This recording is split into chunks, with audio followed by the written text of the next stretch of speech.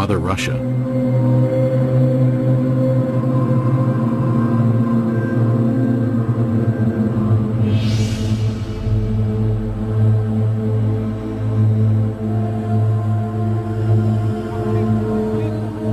Today, ufologists in Russia work in the open and report their findings freely. This was not always the case. Before the policy of glasnost was introduced in 1985, independent investigations of UFOs in the former Soviet Union were conducted in a climate of secrecy and fear. At times, official government policy denied the existence of UFOs and any UFO activity, and prohibited anyone from reporting otherwise. The UFO research in the former Soviet Union was a very complicated matter because one had to deal with overall state secrecy. Meanwhile, the Soviet government was involved in covert UFO investigations of its own. We know that the Russian government studied this secretly for a period of 40 years. We know that they took it very seriously. We also know that there have been various attempts, including more recent ones, to put a spin on this to say, there's nothing to it. That's a bunch of baloney. The results of the Soviets' most far-reaching secret UFO study became public in the year 2000. The inquiry started in 1978 and took 13 years to complete. The investigative team consisted of top scientists and military experts, and was completely clandestine.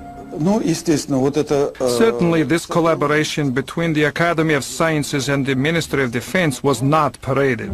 I mean, formally, these studies were closed. Classified organizations took part in these studies. This research should have a secret character. Colonel Boris Sokolov was the coordinator of the investigation. Shortly after the fall of the Soviet Union, he met with American investigative journalist George Knapp. Sokolov told us that just as in America, 90 to 95% of these cases could be explained away, but the remaining 5 to 10% could not be easily explained. The 13-year Soviet UFO study scrutinized some of the most puzzling sightings in Russian history.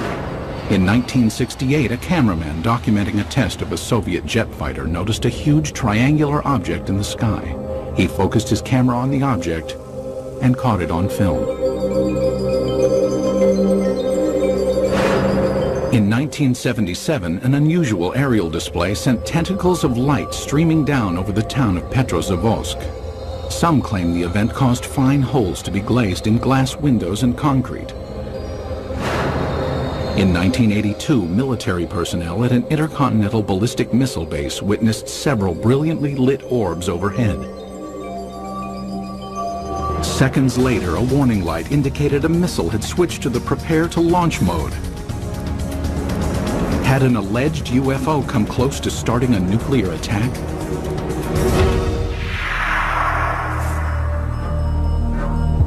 UFO sightings over Russia are not limited to the recent past. Reports of peculiar-looking airborne objects date back centuries. However, no formal investigations were undertaken until the early 20th century, when an event of epic proportions demanded analysis. Tunguska, July 30th, 1908. In a remote area of Siberia, the morning calm was rocked by an explosion. The powerful blast was heard 1,000 miles away.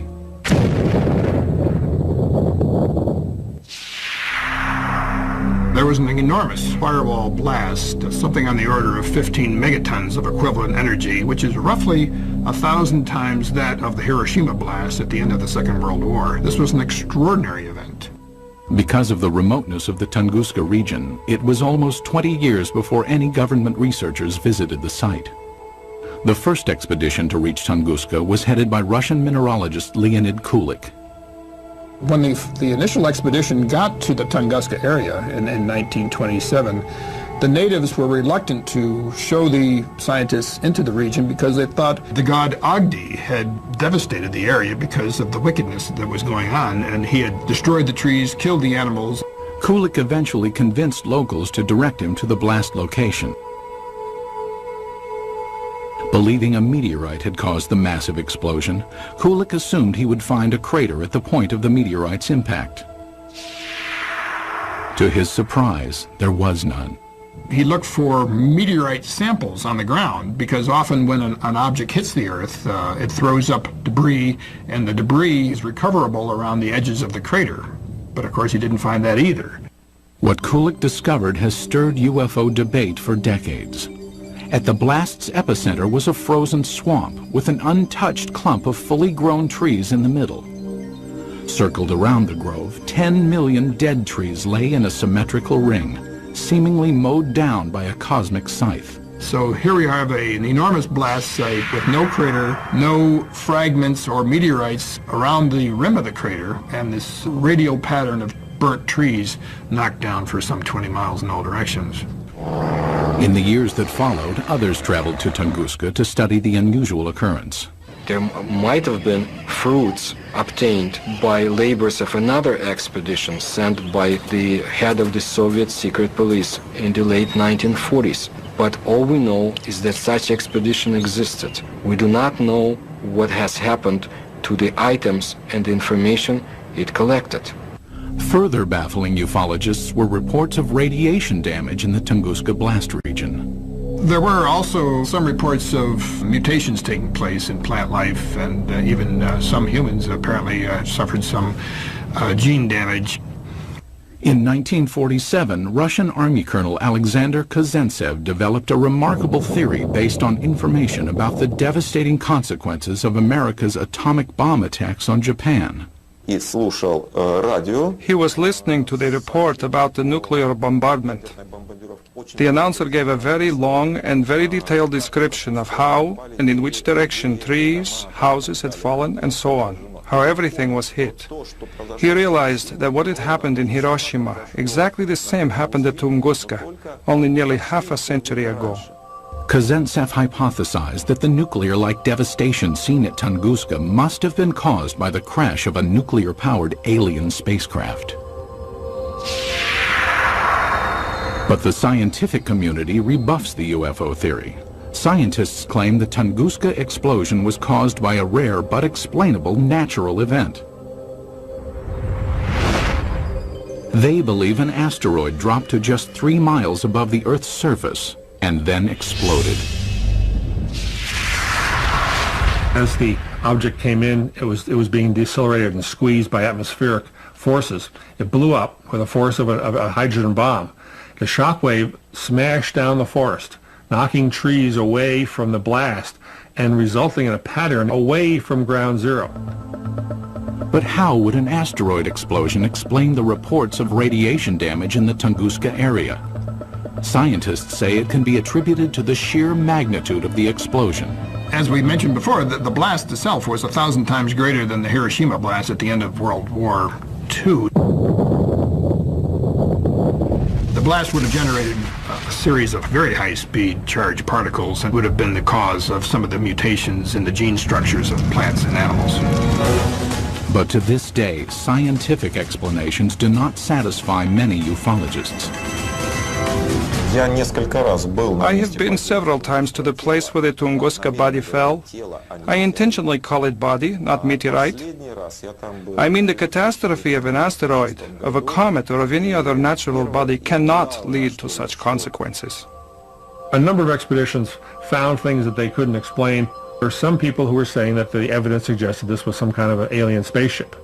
That was the kind of magical explanation you use when you don't have enough real science to understand the physics and the astronomy involved. Throughout the rest of the 20th century, magical explanations of unidentified flying objects over Russian skies would continue. And in one instance would help expose a top-secret Soviet military project.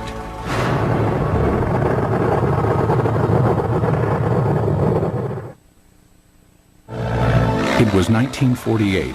World War II was over, but the Cold War was just beginning. Soviet leader Joseph Stalin had initiated the Berlin blockade and directed his scientists to develop a nuclear weapon to rival that of the United States. It was during this period that some claim Stalin grew concerned about UFOs. It is said his interest stemmed from reports of a 1947 UFO incident in Roswell, New Mexico. New Mexico in 1947 would have been a hotbed of Soviet espionage because we had all kinds of stuff there. The 509th Bomber Wing, the only atomic bomber wing group.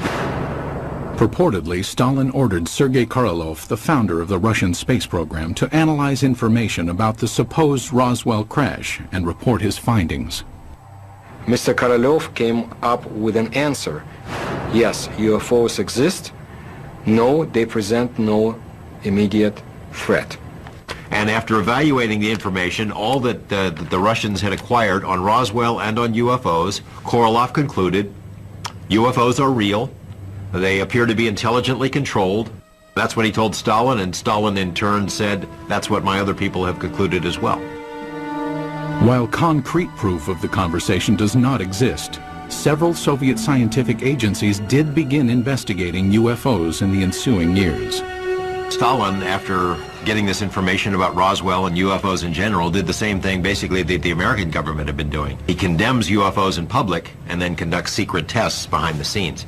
He had all sorts of high-level scientists who would research the problem for him and then report to military officials, all behind the scenes. Also hidden from public view were UFO reports culled from Soviet Air Force pilots. Between the mid-1950s and mid-1960s, pilots reported approximately 15,000 UFO sightings.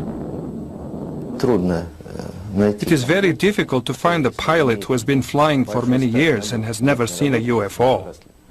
Most of these sightings can be easily explained.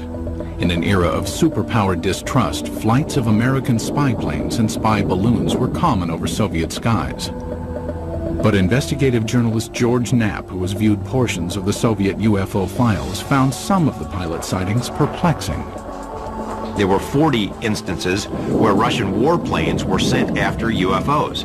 This is not temperature inversion, this is not a weather balloon, this is not swamp gas, these are craft floating around in the airspace of Russia, and they sent warplanes to go chase them. While pilots continued to report strange objects in the sky, none could offer tangible evidence to support their claims. But in 1968, over the skies of Riga, Latvia, an alleged UFO sighting was caught on film. As a Soviet propaganda film crew documented a test flight of a fighter interceptor jet, the pilot noticed an unusual object high in the sky.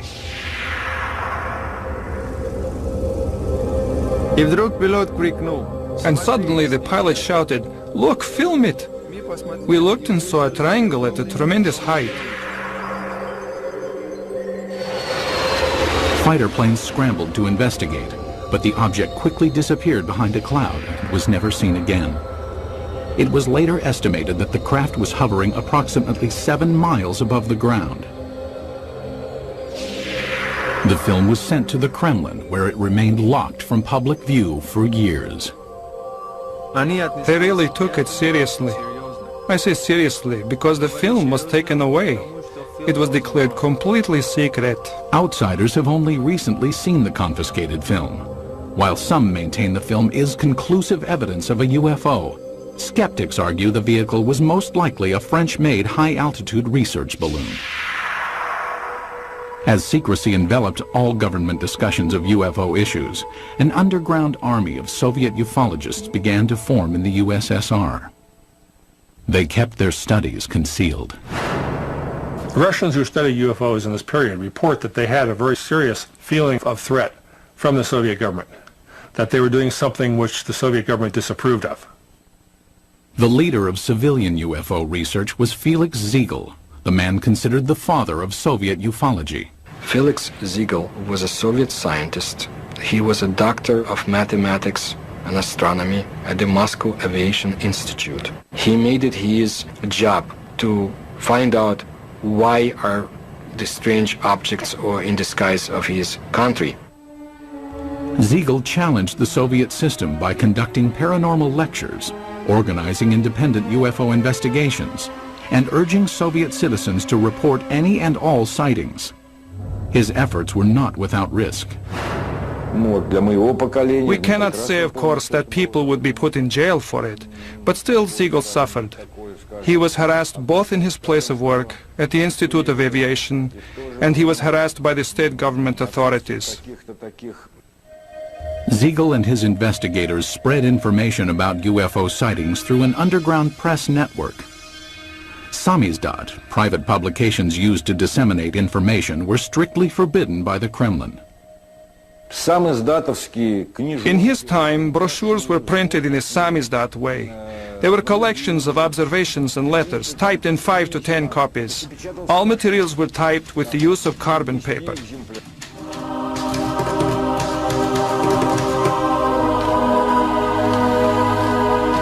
Samizdat papers were distributed by trustworthy messengers who secretly carried the copies from one person to the next. UFO information circulated in this covert manner until 1967, when suddenly it seemed as if ufologists were given a reprieve from government censure. Today it appears this respite was a smokescreen, part of an intricate government deception.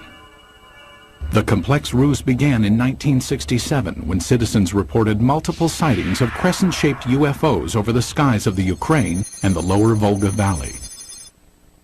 It was also seen as far south as the Caucasus Mountains, where many astronomers in observatories in the Caucasus Mountains would see these objects flying horizontally from west to east, crescent-shaped, heading toward the east. For reasons unknown at the time, the government allowed press coverage and independent study of the sightings. Felix Siegel was granted permission to form a government-sanctioned investigative committee made up of over 200 scientific and military experts. In October 1967, they convened at the Central House of Aviation and Cosmonautics in Moscow. Their goal? Determine the cause of the mass sightings. On television and in newspapers, Siegel's committee appealed to Soviet citizens to report information on UFOs.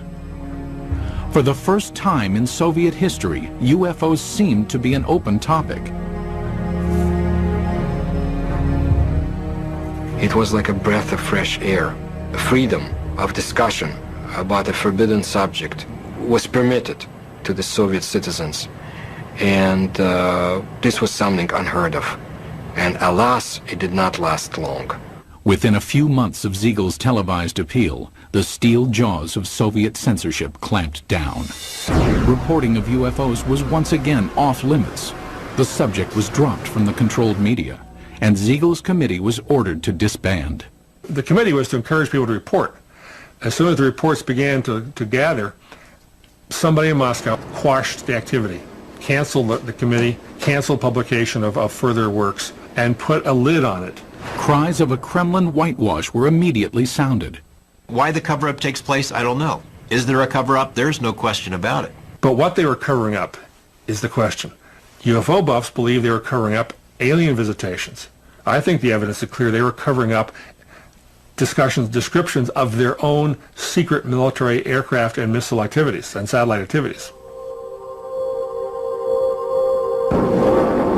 Scientist and NASA consultant James Oberg came to this conclusion in 1977 after studying Soviet space vehicle launch patterns and comparing them to the dates of the 1967 sightings. He deduced that the crescent-shaped objects witnessed in the sky were not alien in nature, but could be attributed to secret tests of a new Soviet missile warhead.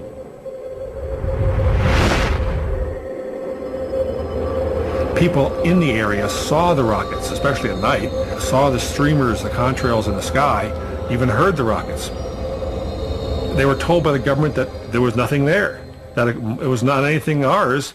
It became a UFO phenomenon. Later dubbed by the Pentagon as a fractional orbital bombardment system, the Soviets had good reason to keep the tests secret. It was designed to sneak under our radar as a first strike weapon. It was one of these scary things that you only build it if you mean to make a sneak attack. It was also illegal to have such a weapon because in 1967, the U.S. and Russia and other countries signed a treaty forbidding the placing of nuclear weapons into orbit. But why, after crushing public dissemination of UFO information for years, did the government briefly loosen its restrictions in 1967? It appears now to have been a deliberate ploy to fool its citizens and the international community about the true nature of the sightings. The Soviet government did not want the public to understand what was going on. They didn't want the Americans to know, for example, what was going on. It was a useful camouflage. It diverted people's attention. Because it was a UFO, Western journalists would laugh rather than investigate it. The cover-up by the Soviet government is in letting people think they're flying saucers. The strategy backfired when the extensive UFO data collected by Felix Ziegel's committee was published in magazines. The Soviet government realized what these reports really were. They're military secrets. Not described accurately, but accurately enough to be of use to the CIA if they ever caught on. The government said, "Oh my gosh," and other things in Russian, and said no more UFO reports get published in the Soviet Union. For 10 years, public discussion of UFOs was effectively brought to a halt. But that would change in 1977 with the appearance of a strange-looking object over Soviet skies, witnessed by thousands of astonished citizens. September 20th, 1977. As dawn approached in the small Russian port city of Petrozavodsk, a spectacular aerial display lit up the skies. The incident would become one of the most studied UFO sightings in Soviet history. The phenomenon of Petrozavodsk is one of the greatest abnormal phenomena on the territory of our country. At approximately 4 o'clock in the morning, civilians and military personnel reported seeing huge star-like apparitions shooting in the sky. As it flew up in the sky, appeared to come over the city and then head off toward the horizon. People who were out in the streets of the town saw this blazing jellyfish streaming tentacles down from the saucer-shaped bright core. The impressive display lasted approximately 10 minutes. Witnesses claimed that a host of strange occurrences on the ground accompanied the sighting. They reported all sorts of phenomena. They smelled ozone, computers were crashing, drivers lost control of their vehicles and went into ditches. Perhaps the phenomenon most difficult to explain was the appearance of finely glazed holes in glass windows and rocks around the city. There is no explanation for this fact, but the connection is direct by the time parameters. There had been no holes before the event, and then they appeared. Witnessed by thousands, the aerial display above Petrozavodsk was impossible to refute. While the sighting remained a mystery to Soviet citizens, NASA consultant James Oberg quickly discovered its origins. Because of my connection with the space program and my knowledge of satellites and rockets, I was able to find out within a matter of hours. There was a rocket launching that morning from a secret space center north of Moscow at precisely the time people were seeing this UFO. The jellyfish-like display was triggered by the launch of the Cosmos 955 spy satellite. As the rocket engine contrails were backlit by the rising morning sun, it produced the tentacle effect observed by witnesses. So this what they call basically the smoking gun of Soviet ufology. They call it a Medusa, or jellyfish UFO, because it was streamers of light coming down from the streamers in the rocket engines of the rocket, as it turned out. As with previous mass sightings, the government had ample reason to keep the truth hidden from Soviet citizens. The satellite was launched from a secret military space center called Plesetsk, one of several undisclosed missile bases scattered throughout the Soviet Union. Most ufologists accept the satellite launch as the cause of the aerial display. But many argue it does not fully clarify the mystery. How shall we explain the appearance of some beams that burnt the glass? When the pieces of the glass were analyzed at the Institute of Metrology in Moscow, they concluded that these holes resulted from badly glazed window glass. That is, a purely technical defect took place. I do not believe that the launch of a secret military satellite would explain the holes that were made in the glass. My personal opinion, no, this was not man-made technology that's responsible for such effects. There were some reports of holes being drilled into glass window panes and in paving stones. I saw those reports. I can't explain it. And all these sorts of additional phenomena, these additional reports, are typical of what happens when people see a very sudden, shocking sight in the sky and look around them for corroborative evidence. Most of the time, it's irrelevant, independent, and sometimes even imaginary. While the mysterious holes might never be fully explained, the Petrozavodsk incident had much deeper consequences inside the walls of the Kremlin. The upshot of this incident was the decision of the Soviet government to create a secret program to study UFOs. In the weeks following the Petrozavodsk sighting, the Soviet Academy of Sciences received inquiries from several European nations concerned about the nature of the event. In response, the Academy of Sciences requested permission from the Kremlin to initiate a top-secret investigation of anomalous occurrences. Although aware the majority of these events were not paranormal in nature, the scientists admitted in their request that they could not provide a scientific basis for all UFO sightings. The Academy of Sciences can neither ignore or explain the paranormal phenomena similar to that observed in September 1977 in Petrozavodsk. The program was organized to show that we did not know the answers to these questions and would be studying it on the scientific level.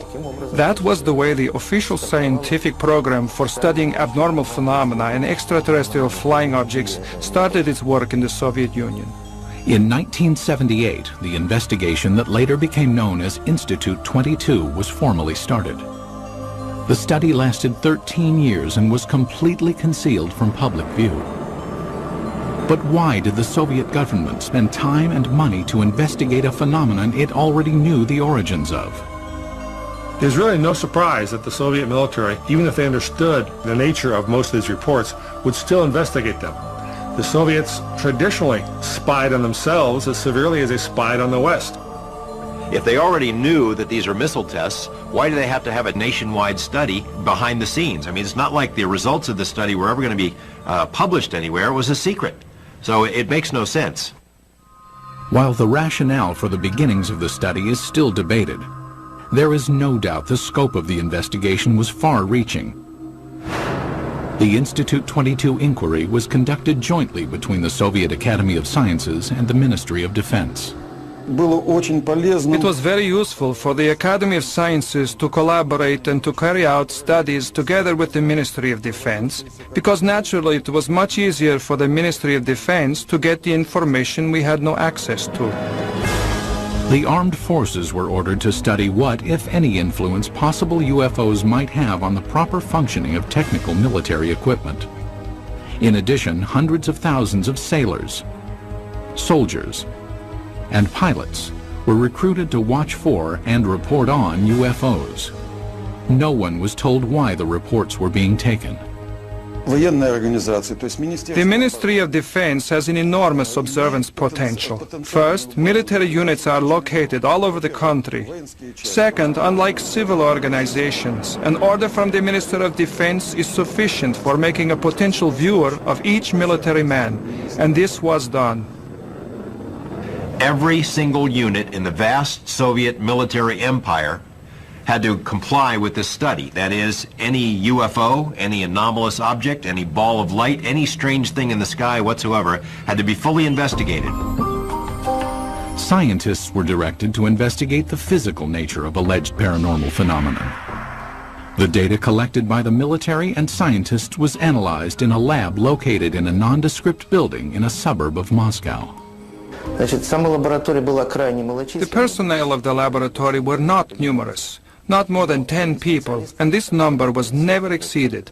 But the specialists from almost all the scientific areas worked there, from a physician to specialists in radioelectronics, meteorology, and astrogeophysics. Practically all the specialists were represented there. It was done in order to study all possible aspects of UFOs.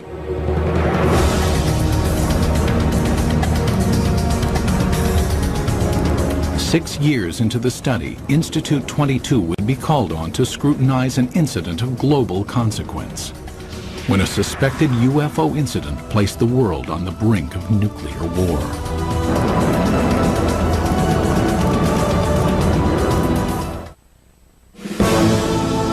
The early 1980s were a time of tense relations between the Soviet Union and the West.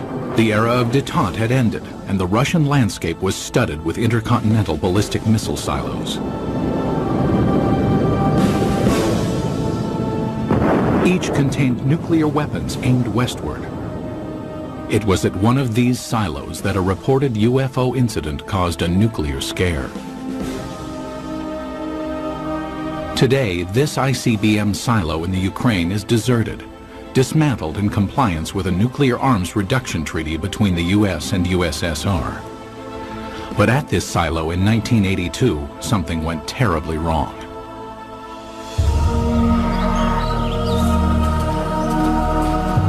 It started at approximately 6 p.m. when soldiers and villagers in the nearby town of Bielo-Korovichi witnessed a strange object in the dusk sky. A military officer at the time described what he saw. I was riding a motorcycle not far from here. I saw a large object in the air. It had a perfect geometric shape. At the same moment inside the silo, an emergency warning light indicated that a nuclear missile had switched to launch mode. The most telling testimony comes from the communications officer who said that somehow something entered the correct code. But Moscow had not ordered a launch, nor had any personnel in the bunker touched the control panel.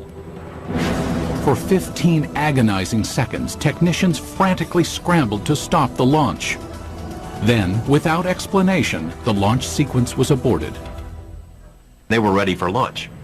The UFO, poof, goes away. Poof, the command control module goes back to normal.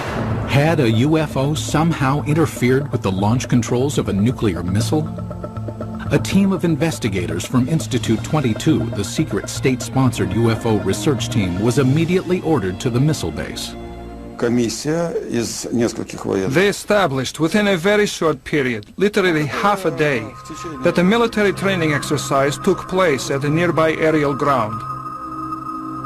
Investigators learned that the sighting occurred at the same time and in the same area where the military was testing flares. Dropped out of planes, the flares provided 5 to 7 minutes of illumination. That explained the strange display in the sky. But why did the nuclear launch sequence activate? The fact that the emergency situation coincided with the effects which took place is certainly a remarkable coincidence, but it is still a coincidence. The ICBM control equipment was systematically taken apart and rebuilt, but no defects were found. It's not just an electrical malfunction. Something entered the correct launch codes. That just doesn't happen every day. We hear from our government UFOs are not a matter of national security. The Russian government has been telling its people the same thing. They're trying to confuse us. This incident is clear evidence, if ever there was, that UFOs do carry national security implications. After examining the ICBM episode, the investigative team of Institute 22 continued to scrutinize various sightings around the country. Some who reported UFOs had a much closer view than those on Earth. Cosmonauts. The first man in space, Yuri Gagarin, is quoted in the Thread 3 documents as saying, "I can tell you that UFOs are real, and if you allow me, I'll tell you a lot more." The second man in space, cosmonaut Titov, said that there were 7 UFOs dancing around his space capsule during his brief flight into space. However, even to this day, most cosmonauts are reluctant to speak about any unusual phenomenon they witnessed in space. There's a ridicule factor, there's a laughter curtain, there are career consequences from reporting a UFO and taking it seriously. But in this rare interview obtained by the History Channel, 2 cosmonauts spoke of unusual objects they encountered in space. Many cosmonauts have seen phenomena which are far beyond the experiences of Earthmen. For 10 years, I never spoke of such things. Former Commander Vladimir Kovalyonik of the Salyut 6 space station revealed that on May 5, 1981, he observed an unrecognizable illuminated entity outside the porthole of his craft. The object had an elliptical shape and flew with us. It only flew straight, but then a kind of explosion happened.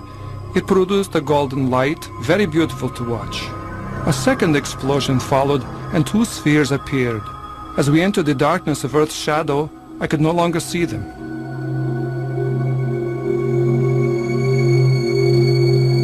On a Mir mission in 1991, cosmonaut Musa Manarov managed to videotape an anomalous object during a routine docking procedure. I was looking out the biggest window. It was directly in front of me. I am familiar with the construction of all spaceships, but this was different. There is ongoing debate about sightings of unidentified objects by cosmonauts and American astronauts alike.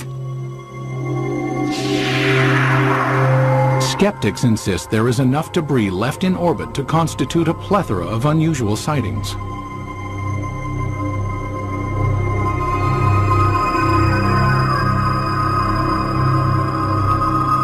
As cosmonauts traveled amidst the stars, the 1990s saw major changes take place on Soviet soil. When the walls of communism crumbled, American UFO investigator George Knapp ventured to Russia, hoping to discover just what secrets the Soviets had been hiding about alien encounters. What he found was startling. Beginning in the mid-1980s, the leaders of the United States and the Soviet Union conducted several summits aimed at reducing both nuclear arms and tensions between the two superpowers. Shortly after one such meeting, President Ronald Reagan revealed he and Mikhail Gorbachev had discussed the topic of alien encounters. I couldn't help but say to him, just think how easy his task and mine might be in these meetings that we held if suddenly there was a threat to this world from some other species, from another planet, outside in the universe. We'd forget all the little local differences that we have between our countries. Reagan made 5 different public statements, including one to the United Nations, that, well, boy, wouldn't it be something if UFOs were suddenly a threat to us and we'd all get together? And so Gorbachev kind of responded, yeah, it sure would. You know, we would get together. Lo and behold, we did get together. You know, the wall came tumbling down, perestroika, glasnost. With the collapse of the Soviet Union came a new era of openness in Russia. Thousands of miles away in Las Vegas, Nevada, investigative journalist George Knapp, who had studied many American UFO incidents, realized the time was perfect to explore Russian reports. 3 years ago, we have succeeded in obtaining several hundred pages of secret Russian UFO documents and photos. Other Western journalists followed. Today, it's a new ballgame. The lid has been dropped on government UFO files, although there is still plenty of information to be found. It occurred to me, now may be the time to go ahead and try to find out what the Russians know about UFOs. It was a tumultuous, crazy time, but a wonderful time to be there as a journalist. In 1993, Knapp traveled to Russia and was introduced to Boris Sokolov, the coordinator of Institute 22. Like many government-funded scientific projects from the era,